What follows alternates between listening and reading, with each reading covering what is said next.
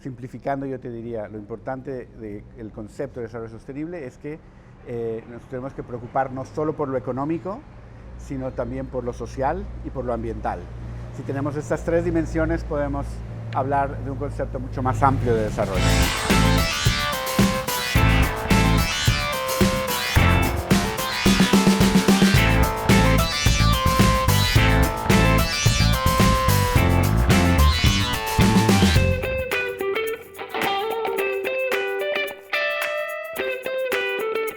Señor Luis Felipe López Calva, representante del PNUD a nivel regional, no es a nivel Paraguay, a nivel regional, que nos acompaña hoy.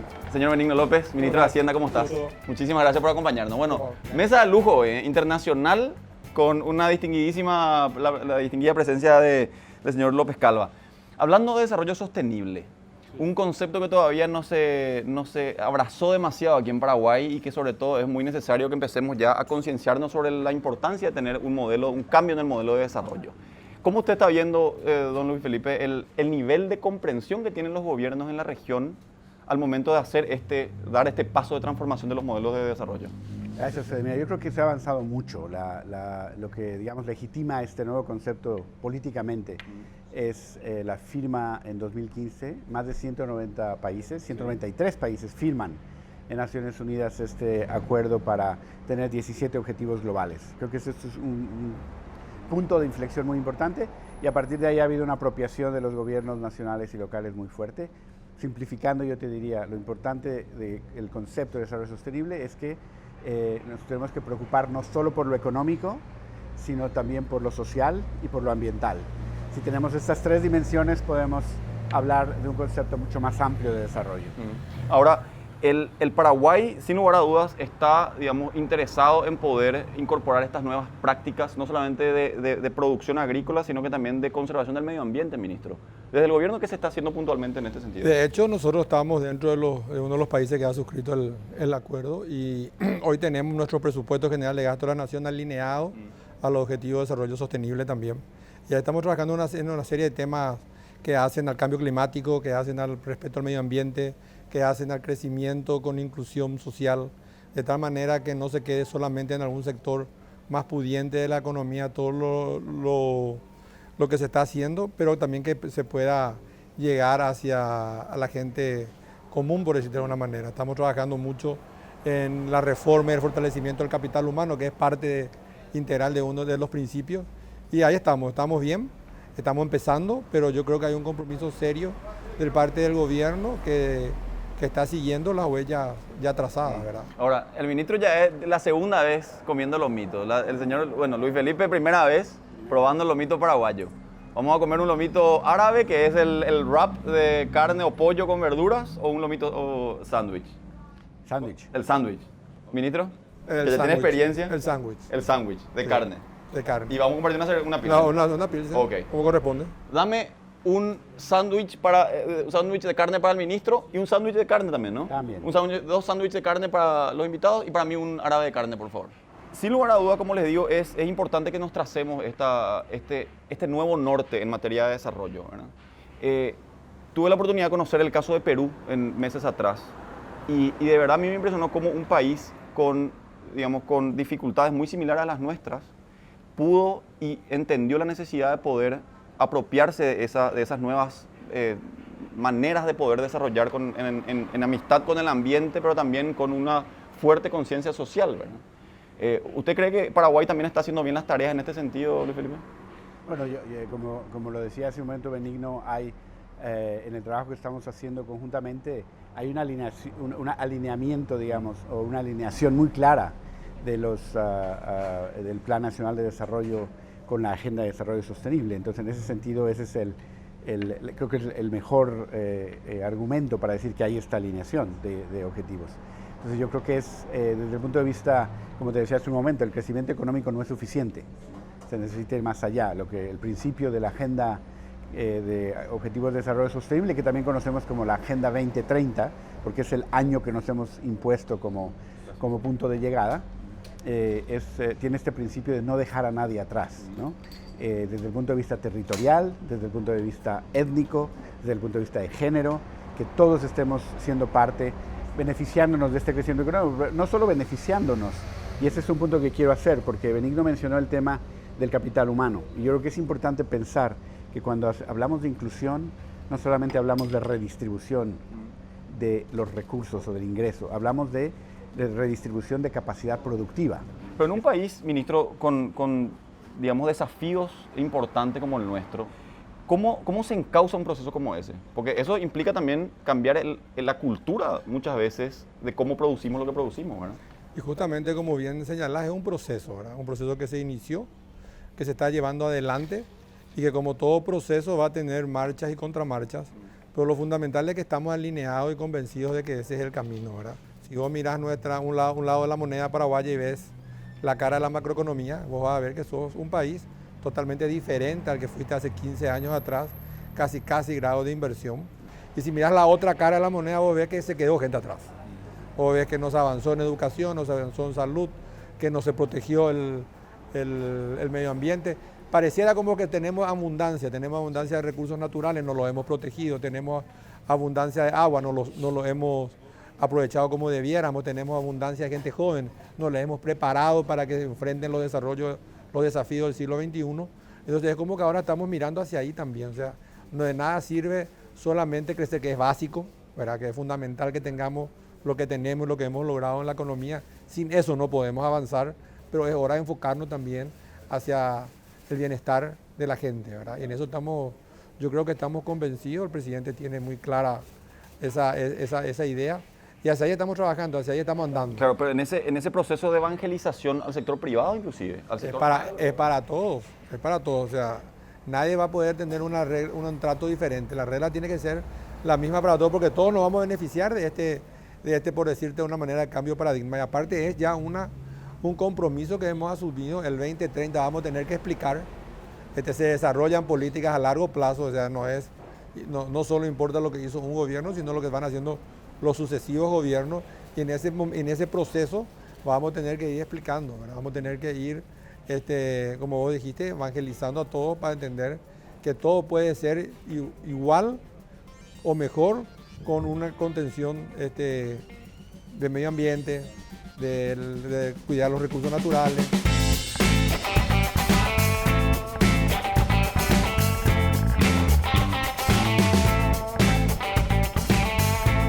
Esta situación regional, Luis Felipe, de altísima inestabilidad política, ¿cómo repercute o cómo enlentece o enturbia el proceso de hacer colectivos los esfuerzos para poder construir todos juntos un modelo, digamos, porque de alguna u otra manera estamos conectados a todos los países, ¿verdad? Y lo afecta de manera importante, para bien o para mal, depende cómo se procesen estos conflictos. Yo te comentaría que, de hecho, otra de las características, hace un momento mencionaba yo la desigualdad del bajo crecimiento, es también un hecho que ha crecido la desconfianza con respecto a los gobiernos. Lo vemos en las encuestas. La Latinobarómetro, por ejemplo, muestra que la gente ha perdido la confianza en los gobiernos. Y yo creo que lo que mencionábamos hace un momento es muy importante, que la gente se dé cuenta que los gobiernos tienen la capacidad de entregarle resultados concretos, porque entonces la dinámica de pagar impuestos también es diferente. Como decía hace un rato Benigno, no es cambiar para más de lo mismo, sino vamos a pagar impuestos, pero vamos a tener un gobierno que entregue resultados. Yo creo que en parte eso, como también se mencionaba antes, es parte de la crisis de expectativas. La economía latinoamericana tuvo un proceso muy positivo de crecimiento por varios años. Se generó una clase media más grande, se redujo la pobreza y la gente aspira más. Y yo creo que estas demandas generan estas tensiones. Y es muy importante lo que tú mencionas, Fede, de cómo se van a procesar esas tensiones. Nos pueden llevar hacia una construcción de algo nuevo, positivo, o pueden llevar a una mayor conflictividad. Yo creo que es un momento clave, pero optimistamente te podría decir que esto también podría llevar a algo positivo. Por ejemplo, la tolerancia a la corrupción ha bajado mucho en Latinoamérica. Veíamos como algo normal. Casi en cualquier país de Latinoamérica hoy. Claro, 10 años atrás no te pasaba una manifestación como la de Chile en estos días, ¿verdad? O vemos Brasil, México, Ecuador, Perú. La tolerancia a ciertos desequilibrios sociales o hacia estas prácticas que no son positivas socialmente ha cambiado. Y eso es algo positivo. En la región, ¿cuáles son los países que mejor desempeño tienen en esta cuestión de, bueno, cité el caso de Perú porque lo conocí de cerca, digamos, ¿verdad? Pero ¿qué otros países entendieron esto y están obrando en consecuencia de manera exitosa? Yo creo que en general los países están, desde la perspectiva del contexto propio, tratando de moverse en la dirección de la Agenda 2030. Han suscrito este convenio. Yo creo que hay mucha apropiación a nivel nacional y local, pero obviamente los contextos y las condiciones iniciales importan. Entonces, los avances son muy heterogéneos. Ahora, concretamente también depende en qué dimensión se mide el avance.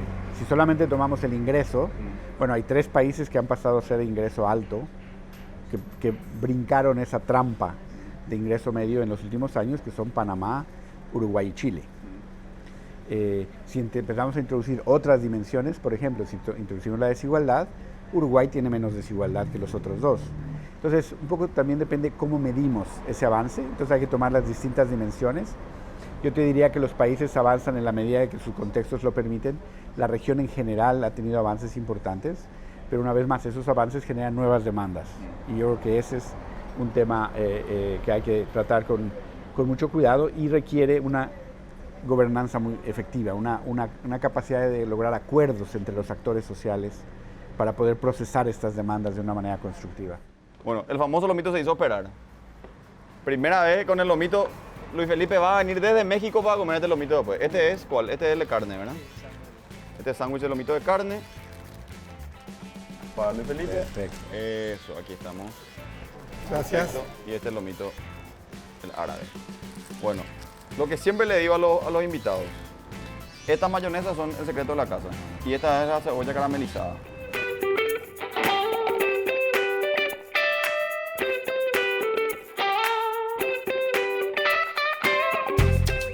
La pobreza es el gran cometido de esta cruzada de cambiar el modelo de producción. En un país como Paraguay, ministro, ¿es posible a corto plazo reducir la pobreza en base a la manera de producir? Mira, si vos miras los últimos 15 años, en el 2003 estábamos con una pobreza arriba del 54%.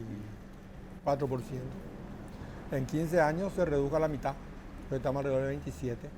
O sea, nada es rápido. O sea, todo necesita de un proceso, de un planeamiento, de una convicción de llevar adelante las políticas públicas, de un compromiso con la generación de los recursos necesarios para eso. Y nosotros estamos en un momento que yo creo que es importante, ¿verdad? Tenemos esa posibilidad, como hablaba Luis Felipe, uno de los factores de la energía, nosotros tenemos capacidad de producir energía limpia, barata y renovable. Eso no tiene cualquiera, ese activo que tenemos nosotros a través de las binacionales no tiene cualquier país.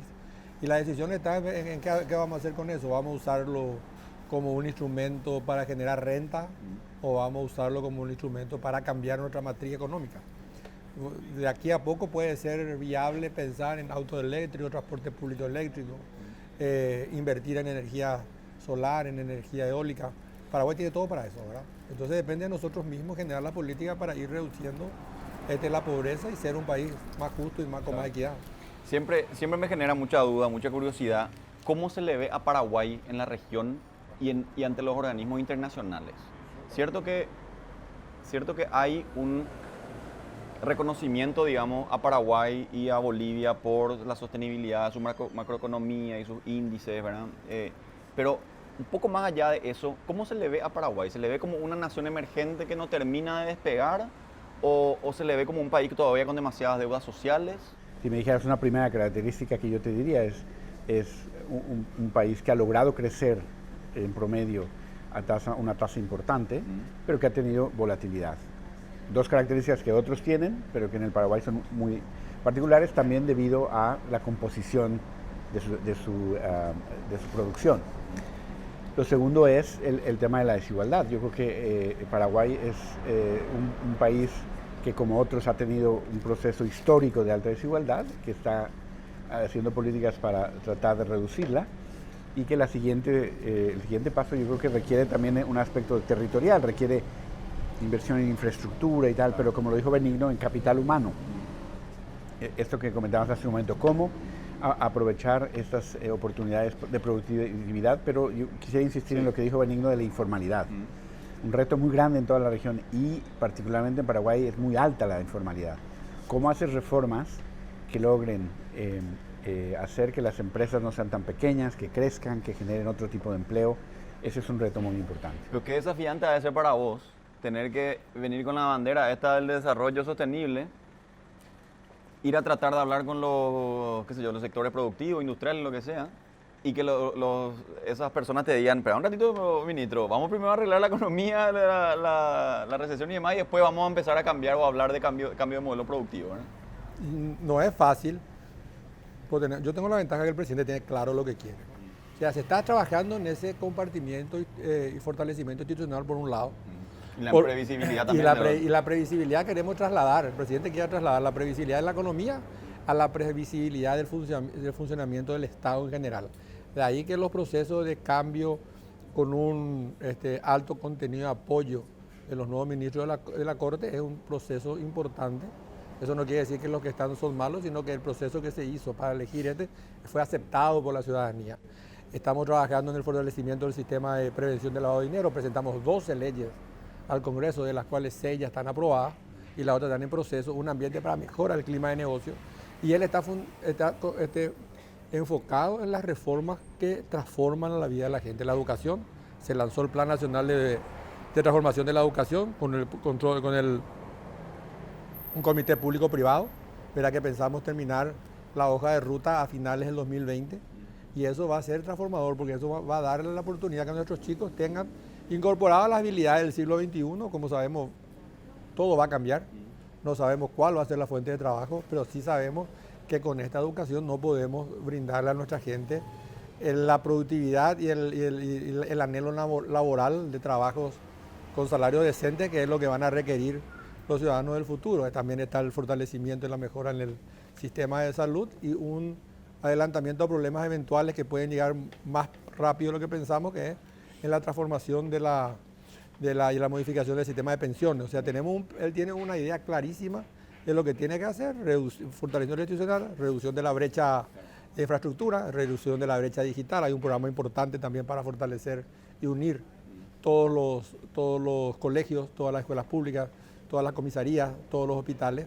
y el fortalecimiento del capital humano, que para mí es clave, ¿verdad? Y si podemos de paso aprovechar la energía que tenemos hoy, que producimos nosotros, que es nuestra y que no nos pueden sacar nadie, nosotros que tenemos todo el menú ideal de aplicar las políticas públicas que correspondan para ir reduciendo la desigualdad. Fede, no, te decía algo que me parece que es una muestra del cambio que ha traído esta nueva forma de pensar, ¿no?, del desarrollo. Y es esta idea de que antes lo social era un asunto del Ministerio Social, lo ambiental era un asunto del Ministerio Ambiental, y ahora es muy interesante ver ministros de finanzas hablando de lo social y de lo ambiental. Eso no es algo que ocurría hace algunos años, no en todos lados ocurre, pero hay una iniciativa que se llama Ministros de Finanzas por Acción contra el Cambio Climático, del que Paraguay es parte. Son 40 países hasta este momento, y es una iniciativa muy interesante porque, una vez más, los ministerios de finanzas pensando no solo en el tema económico, macroeconómico, sino pensando en lo social y en lo ambiental. Claro. Eso te muestra cómo esta agenda ha cambiado la forma como se piensa la política pública. Buenísimo. Bueno, el ministro ya tuvo la experiencia de cocinar, de dar una vuelta a vuelta a los huevos. Pues es la primera vez. Luis Felipe, ¿está animado o no? Él va a animarse ahora. Se va a animar ahora. Que lo haga bien es otra cosa.